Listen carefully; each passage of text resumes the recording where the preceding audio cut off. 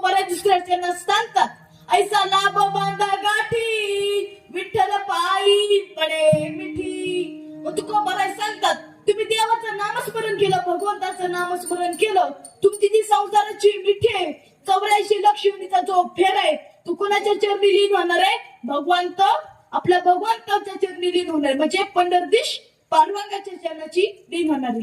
पण हे सगळं करायचं असेल तर कोणतं साधन आहे? नाम परते साधन नाही जे तू करसी आणि कर काही.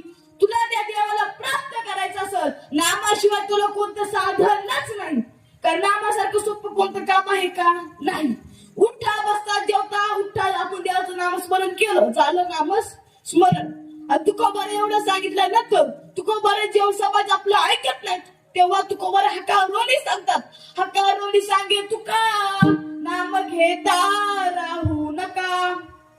तुकोबाने म्हणतात अरे मी ओरडून ओरडून सांगतोय तुम्ही त्या देवाचं नाव घेतल्याशिवाय राहू नका, तुमचं जीवन व्यर्थ घालू नका. विठ्ठल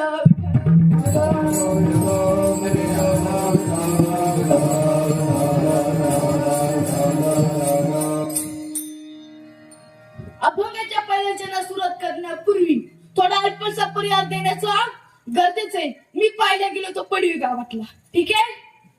मी तुमच्याच गावातला आहे आणि तुम्ही माझ्याच गावातले, ते विसरू नका. त्यामुळे बिनधास्तपणे आपला हात वर करून जसं नाचायचा तसा आनंद घ्यायचा. तुम्हाला कोण काय म्हणणार? आपलंच गाव आहे घ्यायचं. उठला आता प्रश्नाला नाम. नाम म्हणजे कोणाचं नामस्मरण? तर देवाचं नामस्मरण. आज पाहिल्या गेले तर सप्ताहाचा पहिला दिवस. पहिल्या दिवशी काय सांगायचं? देवाच्या नामस्मरणाची महती सांगायची की देवाचं नामस्मरण केल्याने आपल्याला काय मिळू शकतं. देवाचं नामस्मरण करणं गरजेचं सोप्या भाषेत.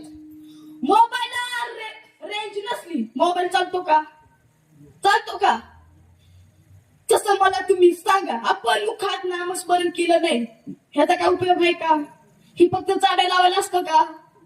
नाही. विठ्ठल मला अभिमान वाटतो माझ्या गावामध्ये प्रत्येकाच्या मुखात नामस्मरण आहे. माझ्या गावकऱ्यासाठी जबाबदार करायला पाहिजे. कारण माझं गाव चाड्या लावत असतं, मला इथं उभं केलं असतं का? नाही. माझ्या गावाचं माझ्यावरती नितांत प्रेम आहे, त्यामुळे मी आज जे बोलू शकतो ते माझ्या गावामुळे, माझ्या गुरुंमुळे, माझ्या आई वडिलांमुळे. तर नाम कसं पाहिजे? विठ्ठल. कसं मला कसा आनंद होते? कृष्ण राम. आजकालच्या मुलांची